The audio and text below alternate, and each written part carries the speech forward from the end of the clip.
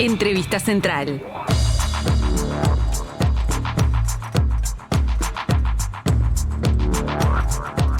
Desde la Universidad de la República y el Centro Latinoamericano de Economía Humana se analiza la utilización de microdosis de hongos psicodélicos para tratar pacientes con depresión o cáncer. En paralelo, existe la Sociedad Uruguaya de Psicoterapias Asistidas por Psicodélicos y Enteógenos, y el senador Juan Sartori presentó un proyecto de ley para legalizar su consumo medicinal. Así, sectores de la academia y la política parecen considerar este nuevo tratamiento como una posibilidad médica en casos específicos. Más allá de eso, el grupo interdisciplinario ARCHE viene investigando el tema hace bastante, y estamos con uno de sus integrantes, Ignacio Carrera, PhD en Química Orgánica y docente de la UDELA de la Facultad de Química. Ignacio, bienvenido a la Radio Universidad de la República. Muchas gracias por la invitación. Bien, contanos un poco al principio, primero para ponernos en contexto, cómo funciona ARCHE, cómo funciona este grupo interdisciplinario sobre psicodélicos. Ahí va, este es un grupo que reúne investigadores de varias disciplinas. Hay investigadores del área química, del área antropológica, de la psicología, de la neurociencia, y tenemos todos en común el interés por estudiar diferentes perfiles, diferentes aristas de estas sustancias psicodélicas, ¿sí? Creemos que es un tema justamente que necesita un abordaje desde varias disciplinas, porque es un tema muy rico, que tiene aristas muy distintas, y como que para comprenderlo es importante tener varios ojos, ¿no?, de diferentes lados. Entonces hay investigadores dentro de la UDELAR, investigadores de facultad de química, de medicina, de psicología, de facultad de humanidades, también de fuera de la UDELAR, de la Universidad CLAE, y también del Instituto de Investigaciones Biológicas Clemente Estable. Sí. Bien. Actualmente hay pacientes, o han hecho, o cómo han avanzado con las pruebas en tratamientos en humanos con esto. Ahí va. Ahí te cuento un poco más o menos los proyectos que tiene el grupo. En sí, el grupo tiene proyectos que están alrededor de diferentes psicodélicos. En lo que tiene que ver la ayahuasca, por ejemplo, tuvimos un proyecto que fue financiado por la Junta Nacional de Drogas hace unos años, donde se hizo una investigación etnográfica de personas que utilizan ayahuasca con fines rituales o fines terapéuticos en Uruguay. Ese es el trabajo de Juan Scuro y de Ismael Apud, que hace años que vienen trabajando sobre la ayahuasca, y justamente los psicodélicos son sustancias cuyo efecto subjetivo depende muchísimo del entorno donde se consumen y de la expectativa que tiene la persona para la experiencia. Entonces es imposible intentar estudiar únicamente, por ejemplo, el factor de la sustancia. Hay que estudiar el contexto donde se consumen, hay que estudiar la intención con la que la persona las consume, porque el efecto subjetivo que van a tener las personas es muy permeable a eso. Entonces, desde ese punto de vista es muy importante entender qué tipo de rituales se utilizan, y se hizo este estudio en personas que utilizaban la ayahuasca con fines terapéuticos. A su vez, en la Facultad de Química estudiamos muestras de personas que consumían ayahuasca con estos fines para poder determinar la composición química. En esencia, el proyecto intentaba abarcar las tres aristas: la arista del entorno, del ritual, la arista de la psicología de la persona, y la arista de la composición química de lo que consume. Encontramos resultados bastante interesantes. Encontramos resultados sobre la composición química de la ayahuasca que no estaban reportados en el mundo hasta el momento. Y también con respecto al impacto psicológico del consumo de la bebida en estas personas, ¿no? Eso sobre la ayahuasca en sí. Después tenemos otros proyectos relacionados con la ibogaína, por ejemplo, que es un psicodélico que tiene una interesante propiedad de poder ser beneficioso para interrumpir procesos de adicción a drogas de abuso. Es un psicodélico que se encuentra originalmente en la corteza de la raíz de un arbusto africano. Y en ese caso, para ese psicodélico no tenemos proyectos en seres humanos. Tenemos proyectos en lo que tiene que ver la parte química y la parte de investigación preclínica, para poder entender justamente las bases de ese mecanismo de acción. La causa por lo cual todavía no hemos hecho ese salto en este caso es porque la ibogaína es un psicodélico bastante más delicado. Tiene un efecto sobre el corazón que puede ser muy diferente al resto de los psicodélicos, que son sustancias que generalmente desde el punto de vista fisiológico son seguras. La ibogaína tiene este efecto sobre el corazón que puede llegar a ser letal si es administrado en forma incorrecta. Y sobre la psilocibina, los hongos, que era lo que vos traías. También tenemos proyectos que van desde el punto de vista químico. También tenemos un proyecto que intenta, junto con la Facultad de Ciencias, determinar las diferentes especies de hongos psicoactivos que crecen en Uruguay, poder determinarlos genéticamente, las especies de los hongos que crecen y el contenido de sustancias que tienen. Y a su vez estamos iniciando... estamos terminando la redacción de un protocolo de investigación que queremos hacer con seres humanos. Es un protocolo que va a intentar investigar el uso de dosis completas de psilocibina, no de microdosis, para intentar aliviar la angustia existencial o el sufrimiento existencial de pacientes que tienen un diagnóstico de cáncer terminal.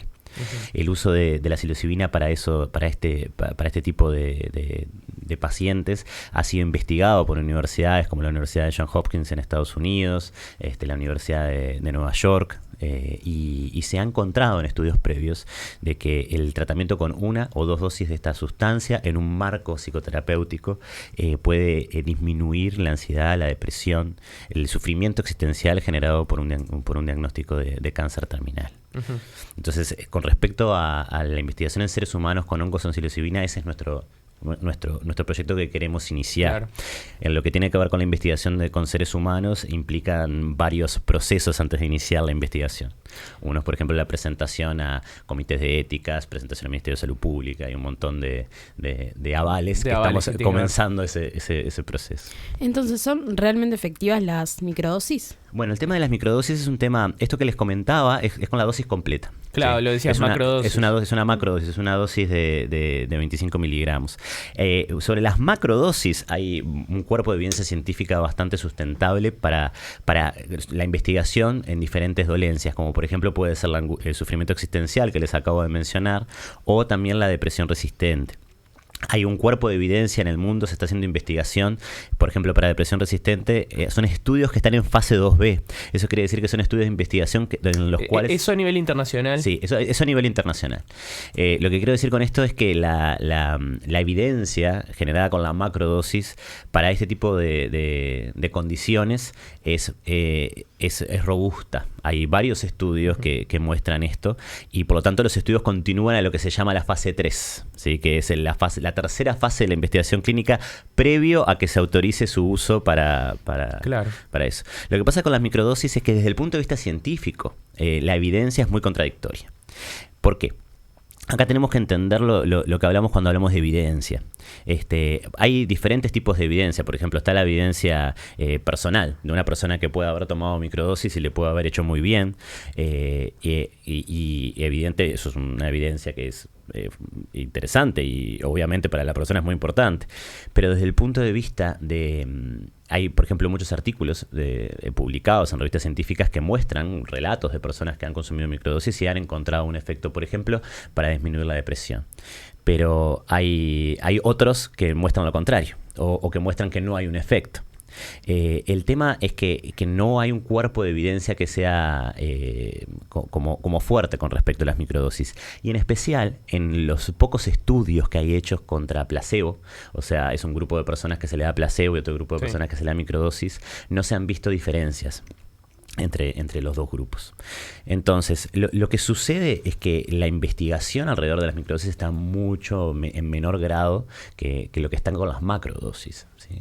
Entonces, y ese es el tema, porque claro, uno frente a la popularización de la microdosis, uno tiene que tener claro dónde está la evidencia con respecto a esto. Bueno, es una evidencia sí de casos, en algunos casos se establece que funciona, en otros casos se establece que no funciona, pero desde el punto de vista científico todavía no hay una evidencia fuerte que soporte su uso. Porque ahora que decías los de la macrodosis, que me queda la duda de cómo funcionaría este tratamiento, ¿no? Porque el de las microdosis, que decís, bueno, no hay gran evidencia científica, lo que se dice es, bueno, tomás algo muy poquito y no tiene un efecto psicoactivo en vos y supuestamente te ayuda de otra forma, pero lo de las macrodosis es darle una dosis completa de hongos a alguien para tratar la angustia, la depresión, Sí. lo que sea. ¿Cómo funciona este tratamiento? ¿Cómo se le hace? ¿Le da en un ambiente controlado? Exacto. Todas las investigaciones clínicas que se hacen alrededor de la macrodosis tienen una estructura en la cual a los pacientes se los prepara para la experiencia. Esto quiere decir que están en contacto con un psicoterapeuta, genera una alianza terapéutica con un psicoterapeuta para tener confianza justamente para prepararse para la experiencia. También se los entrena en algunas técnicas de mindfulness o en diferentes técnicas terapéuticas que les permitan conllevar la ansiedad que puede surgir durante la experiencia. Luego, la experiencia es realizada en un entorno cuidado, justamente, con el mismo psicoterapeuta que acompaña durante la experiencia y justamente tiene un entrenamiento adecuado en ese sentido, ¿no? En el sentido de poder acompañar en lo que pueden ser también la aparición de experiencias difíciles. ¿Sí? Sí. Que pueden ir acompañadas en la administración de estas sustancias. Y luego, muy importante también, es otra fase que se llama la integración. Quiere decir de que se trabaja desde el punto de vista psicológico para digerir lo que fue el contenido de la experiencia. Eso también es muy importante porque una experiencia que puede ser muy fuerte desde el punto de vista subjetivo tiene que ser integrada en la vida diaria. Entonces estamos hablando justamente de una experiencia que puede ser muy fuerte. Algunos autores hablan de experiencias que pueden tener aristas celestiales o aristas infernales, ¿sí? Entonces justamente el cuidado de la persona es muy importante. Los psicodélicos están teniendo una popularización mucho mayor en estos últimos años y eso lleva a que también las personas existan settings o entornos que no son muy adecuados y las personas no los toman capaz que con personas no tan capacitadas y eso también puede generar la aparición de experiencias traumáticas. Entonces es importante el contexto. Como decía al principio, de lo más importante con estas sustancias es tener en cuenta que son muy permeables en la experiencia subjetiva que uno va a tener, al entorno donde las consume y a las expectativas que tiene de la experiencia, a los rasgos de personalidad de la persona, a los rasgos de carácter, a la historia, a la biografía. Entonces es muy importante, los estudios clínicos se prepara a las personas para tener una experiencia así. ¿Y está comprobado que después de estos tratamientos hay como un efecto a largo plazo entonces? Sí, en los estudios clínicos que se utilizan la psilocibina para la depresión, por ejemplo, se administran en algunos de ellos una única dosis en este esquema de tratamiento que les comenté. Sí, claro. Y en algunos 2 dosis, pero se observan efectos que son prolongados en el tiempo. ¿Cuánto? Depende un poco del estudio y cuánto se haya medido, pero en algunos casos se muestran efectos duraderos en algunos pacientes hasta 6 meses o 1 año. Y no es algo que puedas decir es como un medicamento que sabes que te tomas esta cantidad y bueno, ya está, te tomas este comprimido. Depende de la persona, supongo, también, ¿no? La dosis en los estudios con macrodosis se fija. ¿Sí? La experiencia depende de la persona y aquí se abre una puerta de investigación muy interesante porque existen varios indicios que establecen que ciertos tipos de experiencias podrían estar correlacionadas a los efectos terapéuticos más prolongados en el tiempo. Ciertas experiencias que se denominan en la literatura como experiencias místicas, por ejemplo, que son experiencias donde desaparece una dualidad o son caracterizadas por un sentimiento oceánico o algunas otras características, pueden tener un tipo de correlación a estos efectos duraderos en el tiempo. Desde el punto de vista biológico, también es una puerta muy interesante de investigación, porque lo que se observa con estas sustancias, al igual que otras, es que son capaces de producir cambios plásticos en el tejido nervioso. Esa podría ser la causa por lo cual el efecto se mantiene, claro, a pesar de que obviamente el fármaco ya abandonó el organismo, ¿no? No estamos hablando de que la psilocibina es metabolizada en horas. Entonces hay un efecto que se mantiene y eso podría estar relacionado a estos fenómenos que se vienen estudiando de generación de plasticidad en el tejido nervioso. Entonces, por un lado, si la pregunta es ¿de qué dependen estos efectos sostenidos en el tiempo? Desde el punto de vista biológico, hay una teoría que intenta explicarlo por estos efectos plásticos y también desde el punto de vista psicológico, y es algo que no se puede disgregar, el valor de la experiencia, el valor subjetivo de la experiencia es reportado como que cambia la visión o es capaz de generar otra visión, mirar el mundo desde un lugar un poco diferente. Claro.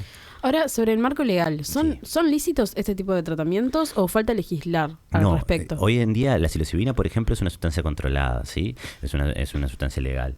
Y independientemente de eso, también los diferentes tratamientos para poder ser utilizados, por ejemplo, en la medicina, tienen que tener una regulación aprobada, en nuestro caso, por el Ministerio de Salud Pública. Entonces, falta para llegar a eso. Justamente nuestra intención es a través de fortalecer también la investigación clínica acá en Uruguay, es preparar tanto psiquiatras, psicólogos, o sea, tener un equipo que pueda responder a poder llevar a cabo estos tratamientos, porque como estuvimos hablando, es totalmente distinto a un tratamiento psiquiátrico que hayamos hablado, ¿no? Porque no se trata de ir a tu casa a tomar una pastilla todos los días, no, se trata de hacer una intervención mayor, y para eso se requiere mucha expertise y se requiere experiencia de diferentes disciplinas también.